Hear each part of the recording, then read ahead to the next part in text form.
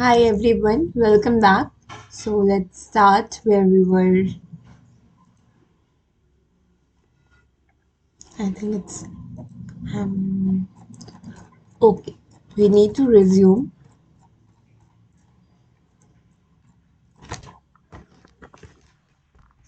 from the last pieces of this Aeon topic, which is this one. Narrative force some ties and dissolve others. So let's see what the first pieces hold for us. Ideas about deservingness are also politically consequential. As social policy, researchers have long argued far beyond the context of the breakdown of communism in Eastern Europe. People who believed that individual effort and hard work were deceived to get ahead in society are also more likely to tolerate greater inequalities and to reject a more active role of the state in redistributing resources in society. They have faith that the market will sort things out and are inclined to hold others accountable for their personal failures and misfortunes. Those who believe that the outcomes like poverty or joblessness cannot be addressed via individual commitment alone, but that social support is necessary in turn, are more likely to wish for reduction of inequality and favor stronger welfare states. Belief about deservingness, in other words, influence the degree of solidarity individuals feel towards others. So basically, what this passage is trying to say that the ideas about deservingness are also politically consequential. That who deserve what is also a game of political politics. How? Let's see. As social policy, researchers have long argued far beyond the context of the breakdown of communism in Eastern Europe. People who believe that individual efforts and hard works are deceived to get ahead in society are also more likely to tolerate greater inequality, to reject a more active role of states in redistributing resources of society. So the people of Eastern Europe believes that individual efforts and hard work is the way to get to whatever you deserve in your life, which is the result of inequalities. And also because of that, they reject a more active role of state in redistributing resources in society because everyone is the hope of doing deserving the better.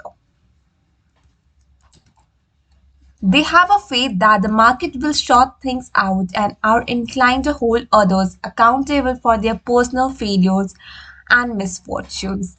So the people of Eastern Europe believes that the market, which is currently economical market, which is currently low, running low, it it can be sought out themselves, but they hold accountable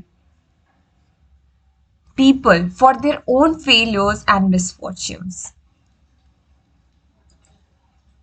Those who believe that the outsource like the poverty or the joblessness cannot be addressed via individual commitment alone, but that the social support necessary in turns are more likely to wish for reduction in inequality and a favor stronger welfare states. So it says that the people who are in poverty or joblessness is because of their own efforts and commitment. They are not loyal to or they are not disciplined to make themselves up to date. So they are the solely reason for their failure, not the society, not the economic condition, but their own beliefs about deservingness. In other words, influence the degree of solidarity individuals feel towards others. So it feels like the people who are not that much of fortune. So they just believes that means they influence that they have to be achieved that things which are the person who have a fortune have. So what the title of this whole passage is, deservingness depends upon individual. And what we can take from here is that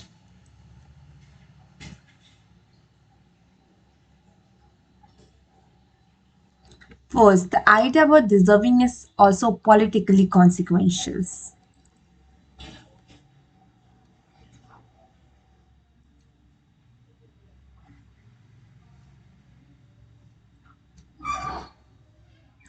And the Eastern Europe people tolerate greater inequalities to reject a more active role of state in redistributing resources in society.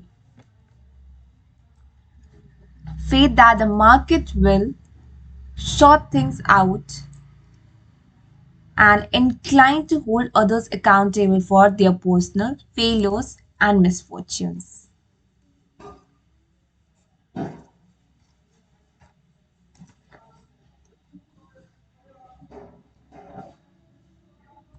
Deservingness influences the degree of solitary individuals feels towards other. And what let's moving toward the next basis. In this normative judgments are deeply embedded in social relationship. Then this also shapes what kind of inequalities people perceive in the first place. Whose fortunes or misfortunes are they going to see? What moral choices do they think are involved? And who do they feel sympathetic to on these grounds? The boundaries of their social networks may coincide with the limits of their imaginations. So basically what this whole passage is trying to say that the people who have a misfortunes, they are limited themselves to the boundaries of their own imaginations. Because of that, they don't upgrade themselves according to the demand of the society or according to the demand of today's jobs. So, how we just summarize this passage is that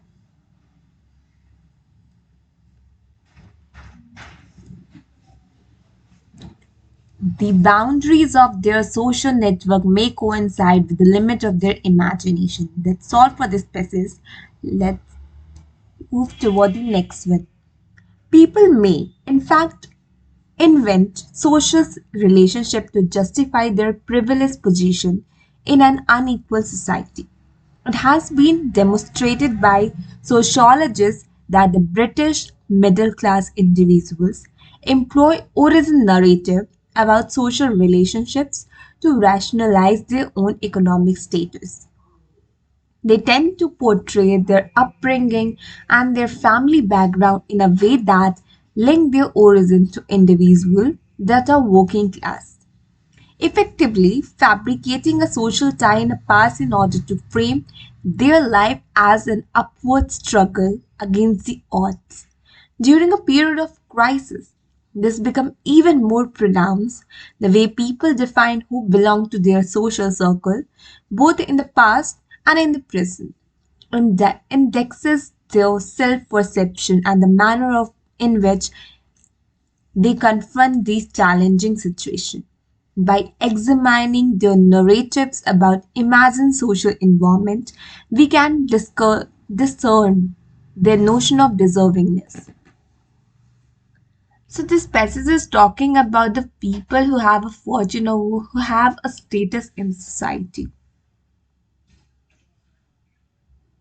So what they can say that their upbringing and their family background is a way that link their origin to individuals that are working class, effectively fabricating a social tie in the past in order to frame their life as an upward struggle against the odds. So because of their past family origins or family status, they just make it as a tag or we can say the frame that their life as an upward struggle against the odds, that they are too hard working They upbring themselves and their family from their terrific past, we can say. During the periods of crisis, this become even a more pronounced the way people define who belongs to their social circle, both in the past and present, indexes their self-perception, the manner in which they confront these challenging situations. So it says that during the period of crisis, people are little bit choosy about whom they're friend with, not just because of their current situation, but it's also related to their past.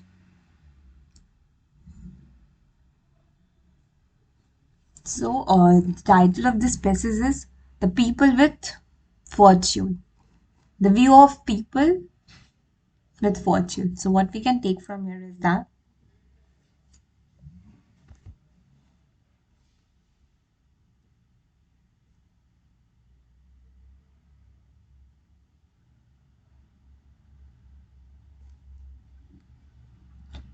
their upbringing and their family background in a way that links their origin to individuals that are working class, effectively fabricating social tie in the past to frame their life as an upward struggle against the odds. This we can take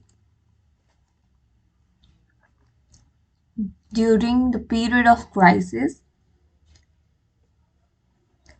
The way people define who belong to their social circle, both the present and past, indicates their self perception and the manner in which they confront these challenging situations. That we can just take. Let's moving toward the next passage. Yet, and this is precisely what memory of the 1990s revealed, there will be ambiguity in this narrative. We should resist the temptations to label people as either pro market or anti market on this ground. Deservingness is articulated in stories, and the stories contain multiple, sometimes contradictory views. It is how people make sense of the world and how they act on their social world. Narrative forges some ties and dissolve others. As observer, our point of departure must be to try to grasp individual notion of personal agency, particularly in navigating economic challenges during a time of crisis. So basically, what this passage is saying that it reveals the memories of 1990s. It labeled the people as a pro market or anti market. And the deservingness stories have many views, some are even contradictory.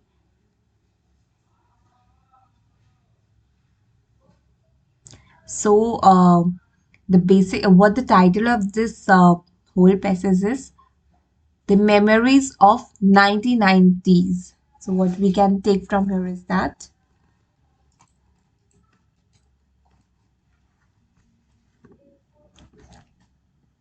label people as either pro market or anti market,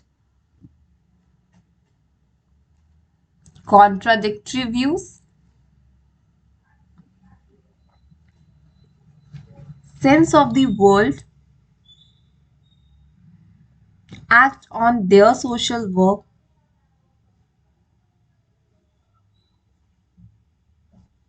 This departure must be to try to grasp individual notion of personal agency, particularly in navigating economic challenges during a time of crisis. That's all for this passage. Let's moving toward the next one. The 1989 revolution in Central and Eastern Europe occurred over 3 decades ago. Yet the echoes of these stories and their enduring moral significance continue to resonate today. The passing of time does not necessarily heal economic and social wounds. The notion that individuals responsibly solely determine economic outcomes is highly divisive and largely misrepresents the working of the society. However, we cannot and should not give up on idea of political responsibility. As Marcy Shorey remind us the readiness to assume responsibility emerges as a key political lesson from the convoluted Eastern European experience of 20th century. And now, in light of Maidan protest movement and the struggle against reactionary Russia and its far-right wings allies around the world, also the 21st. So, how we can relate the situation of 1989 revolution in our today's scenario?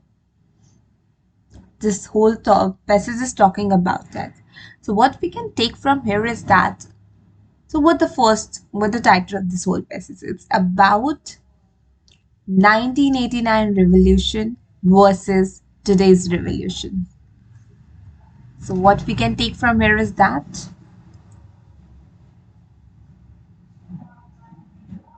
First, their enduring more significance continue to resonate today.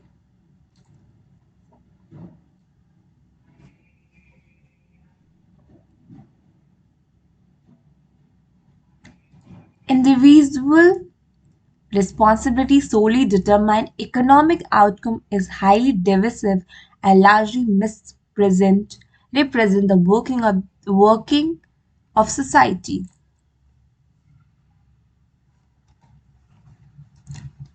Should not give up on the idea of political responsibility.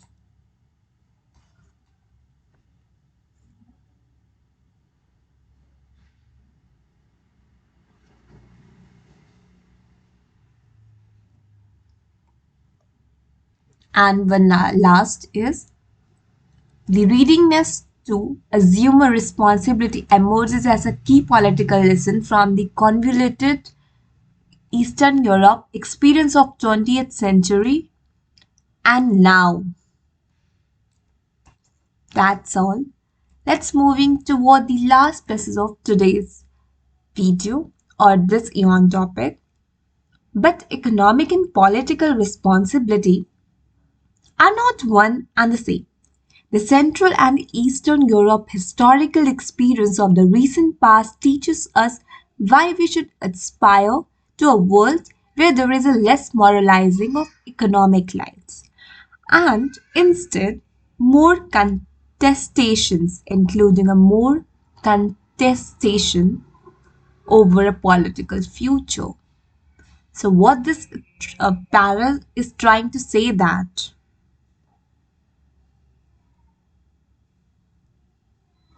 it says that because of the revolution of 1989, we should learn that we should learn that the aspire of world is less moralized of economic lives. That's all for this Eon topic. Hope you guys like it. See you with new Eon topic. As of now, have a great day.